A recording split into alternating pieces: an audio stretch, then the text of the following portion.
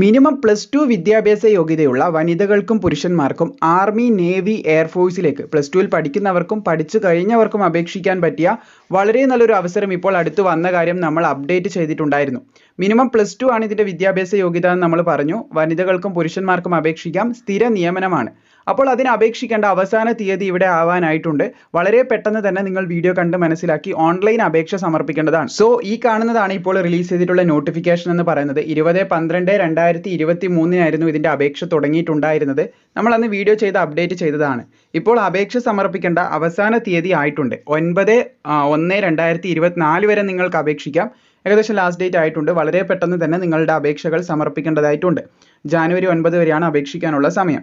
ഇനി നമുക്ക് ഈ തസ്തികയിലേക്ക് അപേക്ഷിക്കേണ്ട കൂടുതൽ വിവരങ്ങൾ, എങ്ങനെ അപേക്ഷിക്കാം, യോഗ്യത എന്താണ്, അതുപോലെ തന്നെ ഏജ് ലിമിറ്റ്, ബാക്കിയുള്ള എല്ലാ കാര്യങ്ങളും ഈ ഒരു വീഡിയോ ഭാഗത്തിലൂടെ തന്നെ നമുക്ക് വിശദമായിട്ട് ചെക്ക് ചെയ്യാം. വളരെ പ്രധാനമായിട്ടുള്ള, നമ്മൾ ഇതിന് മുമ്പ് വീഡിയോ ചെയ്തിട്ടുണ്ട്. ഇതിൻ്റെ കംപ്ലീറ്റ് ഡീറ്റെയിൽസും അടങ്ങിയ വീഡിയോ ചെയ്തതാണ്. താഴെ ഡിസ്ക്രിപ്ഷനിൽ ലഭിക്കും. ഇന്ന് നോക്കാൻ പോകുന്നത് അപേക്ഷിക്കാൻ വളരെ അത്യന്താപേക്ഷികമായിട്ടുള്ള വിവരങ്ങൾ ഉൾപ്പെടുത്തിക്കൊണ്ടുള്ള ഒരു വീഡിയോ ആണിത്. കാരണം ലാസ്റ്റ് ഡേറ്റ് ആയതുകൊണ്ട് തന്നെ നിങ്ങൾ വീഡിയോ കണ്ട് മനസ്സിലാക്കി വളരെ പെട്ടെന്ന് അപേക്ഷിക്കേണ്ടതായിട്ടുണ്ട്. കൂടുതൽ വിവരങ്ങൾ ആവശ്യമാണെങ്കിൽ താഴെ വീഡിയോ ലിങ്ക് ലഭിക്കുന്നതാണ്. നിങ്ങൾക്ക് ഇതിലൂടെ എൻ്റർ ആവാൻ സാധിക്കുന്നത് ആർമി, നേവി, എയർഫോഴ്സ് എന്നീ വിഭാഗത്തിലാണ്. അത് സ്ഥിര നിയമനമായിരിക്കും.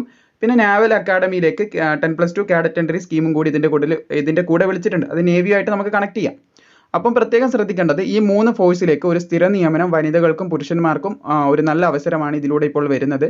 അപ്പോൾ നമുക്ക് ഓരോരോ വിഭാഗത്തിൻ്റെ കംപ്ലീറ്റ് വിവരങ്ങൾ നോക്കാം. ആദ്യം ആർമിയാണ്. ആർമിയിൽ 208 ഒഴിവ് വന്നിട്ടുണ്ട്. ആർമി നമ്മുടെ IMAയിലേക്കാണ്, ഇന്ത്യൻ മിലിറ്ററി അക്കാഡമി. അപ്പോൾ നാഷണൽ ഡിഫൻസ് അക്കാഡമിയിൽ നിങ്ങളുടെ ഉപരിപഠനം, ഇപ്പം +2 കഴിഞ്ഞ് നിൽക്കുകയാണല്ലോ നിങ്ങളുടെ ബാക്കി ഗ്രാജുവേഷൻ ഇല്ലാതെ ഓഫീസർ ആകാനുള്ളത് ഇമ്പോസിബിൾ ആണ്. സോ നിങ്ങളുടെ പഠനവും കാര്യങ്ങളൊക്കെ അവരെടുക്കും. നിങ്ങളുടെ ഫുഡിൻ്റെ ചിലവ്, ബാക്കിയുള്ള എല്ലാ ചിലവുകളും ഗവൺമെൻറ് തന്നെ വഹിക്കുന്നതായിരിക്കുമെന്ന് ശ്രദ്ധിച്ചിരിക്കുക.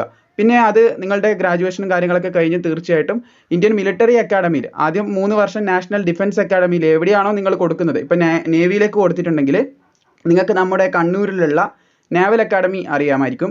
കണ്ണൂരിൽ ഏഴിമല നാവൽ അക്കാഡമി ഉണ്ട്.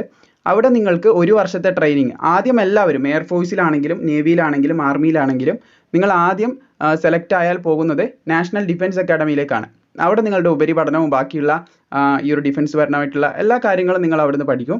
അതിനുശേഷം 3 വർഷത്തെ ഗ്രാജുവേഷനും കാര്യങ്ങളൊക്കെ കഴിഞ്ഞ് ഓരോ വർഷം അതിൻ്റെതായിട്ടുള്ള ഫോഴ്സിൽ, ആർമി ആകുമ്പം IMAയിലേക്ക് പോകും, നേവി ആകുമ്പോൾ നേവീൻ്റെ നമ്മുടെ കണ്ണൂരുള്ള ഇവിടത്തേക്ക് വരും.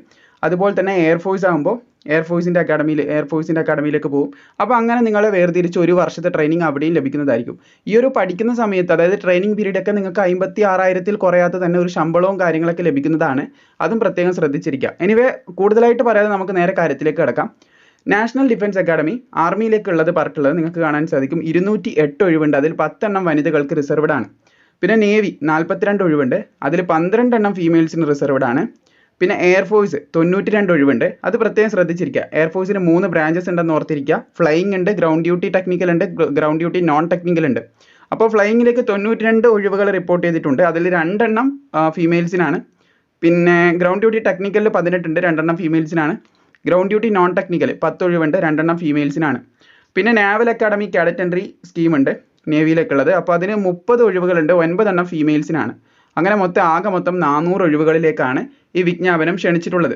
അപ്പോൾ ഇതിന് നമുക്ക് പരീക്ഷ എഴുതാൻ സാധിക്കുന്നത് കേരളത്തിൽ എറണാകുളം, അതായത് കൊച്ചിയിൽ നമുക്ക് സെൻറ്റർ ഉണ്ടാവും. കാലിക്കറ്റ്, അതായത് കോഴിക്കോട് നമുക്ക് സെൻറ്റർ ഉണ്ട്.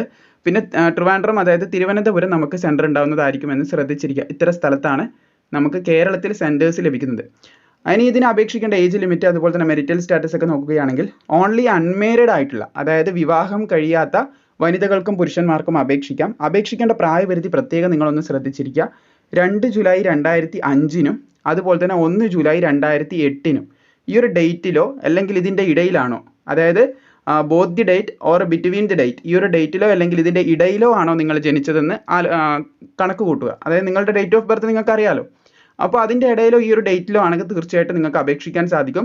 ഒരു ദിവസം അങ്ങോട്ടോ ഇങ്ങോട്ടോ മാറാൻ പാടില്ല എന്ന് പ്രത്യേകം ശ്രദ്ധിച്ചിരിക്കുക. നിങ്ങൾ 1 ജൂലൈ 2008 ജനിച്ചതെങ്കിൽ നിങ്ങൾക്ക് അപേക്ഷിക്കാം. ഇതിൻ്റെ ബാക്കോട്ടുള്ള ഡേയ്സിലാണെങ്കിൽ നിങ്ങൾക്ക് അപേക്ഷിക്കാം. ഇതിൻ്റെ ഇടയിലുള്ള ഡേയ്സിലും ഈ ഒരു ഡേയ്സിലും, അതായത് 2 ജൂലൈ 2005 ജനിച്ചാൽ അപേക്ഷിക്കാം. പക്ഷേ 1 ജൂലൈയിൽ സാധിക്കത്തില്ല. കറക്റ്റ് ഈ ഒരു ഡേറ്റോ അല്ലെങ്കിൽ ഇതിൻ്റെ ഇടയിലുള്ള ഡേറ്റോ വരണം. അങ്ങനെയാണെങ്കിൽ നിങ്ങൾക്ക് അപേക്ഷിക്കാൻ സാധിക്കും. അത് പ്രത്യേകം ഒന്ന് ശ്രദ്ധിച്ചിരിക്കുക. ഏജ് ലിമിറ്റ് പറഞ്ഞിട്ടും പലരും കമൻറ്റ് ബോക്സിൽ അത് ചോദിക്കുന്നത് കൊണ്ടാണ് അത് വ്യക്തമായിട്ട് അങ്ങനെ പറഞ്ഞു തന്നത്. പിന്നെ ഈ നോട്ടിഫിക്കേഷൻ താഴെ കൊടുത്തിട്ടുണ്ട്. ഡൗട്ട്സ് വരുമ്പോൾ നിങ്ങൾക്ക് അവിടെ കയറി ചെക്ക് ചെയ്യാം. അഗെയിൻ നിങ്ങൾക്ക് നോട്ടിഫിക്കേഷൻ തീർച്ചയായിട്ടും നിങ്ങൾക്ക് കമൻറ്റ് ബോക്സിൽ ചോദിക്കാവുന്നതാണ്. നോട്ടിഫിക്കേഷനുമായിട്ട് റിഗാർഡിങ് ഇനി സംശയങ്ങൾ വരികയാണെങ്കിൽ തീർച്ചയായിട്ടും നിങ്ങൾക്ക് കമൻറ്റ് ബോക്സിൽ ചോദിക്കാം. ഇനി എഡ്യൂക്കേഷൻ ക്വാളിഫിക്കേഷനിലേക്ക് കിടക്കാം. അപ്പോൾ ക്വാളിഫിക്കേഷനായിട്ട് പറഞ്ഞിട്ടുള്ളത് ആർമിയിലേക്കാണ് നിങ്ങൾ അപേക്ഷിക്കുന്നതെങ്കിൽ ഇന്ത്യൻ ആർമിയിലേക്ക് അപേക്ഷിക്കുന്ന ഉദ്യോഗാർത്ഥികൾക്ക് മിനിമം +2 മതി. നിങ്ങൾ സയൻസ് എടുത്ത് പഠിക്കണം എന്നില്ല, നിങ്ങൾക്ക് കൊമേഴ്സ് വേണമെന്നില്ല, നിങ്ങൾ ഹ്യൂമാനിറ്റീസ് എടുത്ത് പഠിച്ചിട്ടുണ്ടെങ്കിൽ, സയൻസ് എടുത്ത് പഠിച്ചിട്ടുണ്ടെങ്കിൽ, പിന്നെ ആർട്സ് സ്റ്റുഡൻ്റ് ആണെങ്കിൽ ഏതെടുത്ത് പഠിച്ചിട്ടുണ്ടെങ്കിലും നിങ്ങൾ +2 പഠിക്കുന്നുണ്ടോ അല്ലെ പഠിച്ച് പാസ്സായതാണോ ഇപ്പോൾ പറഞ്ഞ ഏജിൻ്റെ ഉള്ളിലാണോ നിങ്ങൾക്ക് ആർമി വിങ്ങിലേക്ക് അപേക്ഷിക്കാൻ സാധിക്കുന്നതാണ് എന്ന് ശ്രദ്ധിച്ചിരിക്കുക.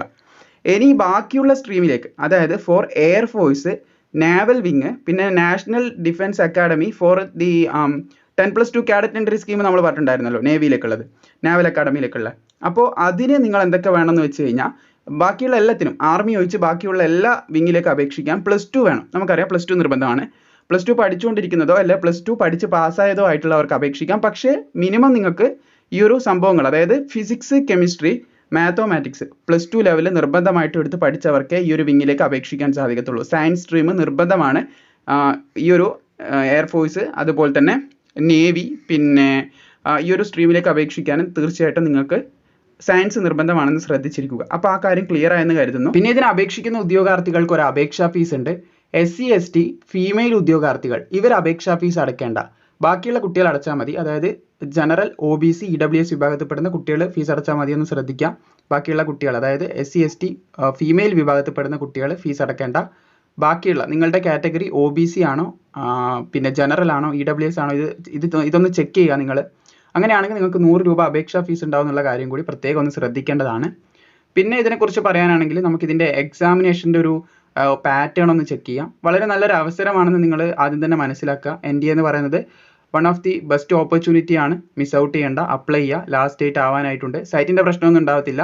UPSCൻ്റെ സൈറ്റിലൂടെയാണ് നിങ്ങൾ അപ്ലൈ ചെയ്യേണ്ടത്. താഴെ സൈറ്റിൻ്റെ ലിങ്കും കൊടുത്തിട്ടുണ്ട്, പിന്നെ നോട്ടിഫിക്കേഷൻ കൊടുത്തിട്ടുണ്ട്. ദെൻ സ്കീം ഓഫ് എക്സാമിനേഷനിലേക്ക് കിടക്കുകയാണെങ്കിൽ മാത്സ് ഉണ്ടാവും നിങ്ങൾക്ക്. മാത്സ് എക്സാമിനേഷൻ 2 മണിക്കൂറിനാണ് ഉണ്ടാകുക. 300 മാർക്കിനാണ് വരുന്നതെന്ന് ശ്രദ്ധിച്ചിരിക്കുക. 300 മാർക്കിൻ്റെ എക്സാം ആയിരിക്കും. പിന്നെ ജനറൽ എബിലിറ്റി ഉണ്ട്, 2.5 മണിക്കൂറിനാണ്, 600 മാർക്കിൻ്റെ എക്സാമാണ്.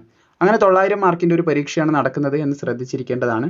പിന്നെ ഈ ഒരു എക്സാമിൽ ക്വാളിഫൈ ചെയ്യുന്ന ഉദ്യോഗാർത്ഥികൾക്ക്, ഈ ഒരു എക്സാം ക്വാളിഫൈ ചെയ്യുന്നവർക്ക് SSB ഇൻ്റർവ്യൂ എന്ന് പറഞ്ഞിട്ട് ഒരു 5 ദിവസത്തെ ഒരു ഇൻ്റർവ്യൂ ഉണ്ടാവും. ആ ഇൻ്റർവ്യൂവിൽ നിങ്ങളുടെ പേഴ്സണാലിറ്റി ടെസ്റ്റ്, അങ്ങനെ ഒരുപാട് കാര്യങ്ങളുണ്ടാവും. അതിൻ്റെ ഒരു സെപ്പറേറ്റ് വീഡിയോ ചെയ്തിട്ടുണ്ട്. അത് പറയുകയാണെങ്കിൽ ഒരുപാട് കാര്യങ്ങളുണ്ട്. അപ്പോൾ ആ ഒരു ഇൻ്റർവ്യൂവിൽ നിങ്ങൾ അറ്റൻഡ് ചെയ്യണം. ആ ഇൻ്റർവ്യൂ നിങ്ങൾ ക്ലിയർ ആയി കഴിഞ്ഞാൽ പിന്നെ ഒരു മെഡിക്കലും കാര്യങ്ങളും എല്ലാം അതിൻ്റെ ഉള്ളിൽ തന്നെ വരും. എന്നിട്ട് നിങ്ങളെ പോസ്റ്റിങ്ങിന് വേണ്ടി ക്ഷണിക്കുകയാണ് ചെയ്യുന്നത്. പിന്നീട് ഒരു റാങ്ക് ലിസ്റ്റ് ഇടും. ഇൻ്റർവ്യൂവും അതുപോലെ തന്നെ ഇതിൻ്റെ എക്സാമിൻ്റെ മാർക്കൊക്കെ ആഡ് ചെയ്തിട്ട് ഒരു റാങ്ക് ലിസ്റ്റ് പിന്നെയും തയ്യാറാക്കും. അപ്പോൾ അതിൽ വരുന്നവർ ആയിരിക്കും ജോലിയിലേക്ക് സെലക്ട് ആവുന്നത് എന്ന് ശ്രദ്ധിച്ചിരിക്കുക. നല്ലൊരു അവസരം തന്നെയാണ്. ഇപ്പോൾ നോട്ടിഫിക്കേഷൻ താഴെ കൊടുത്തിട്ടുണ്ട്, അപേക്ഷിക്കേണ്ട ലിങ്ക് താഴെ കൊടുത്തിട്ടുണ്ട്. മാക്സിമം സുഹൃത്തുക്കളിലേക്ക്, നിങ്ങളുടെ ക്ലാസ്സിലൊക്കെ പഠിക്കുന്ന ക്ലാസ്മേറ്റ്സ് ഒക്കെ ഉണ്ടാവും, അവരിലേക്ക് ഷെയർ ചെയ്യാം. അപ്പോൾ നിങ്ങളുടെ കൂട്ടുകാരിലേക്കും ഫാമിലി മെമ്പേഴ്സിലേക്കും എല്ലാവരിലേക്കും ഷെയർ ചെയ്യാം.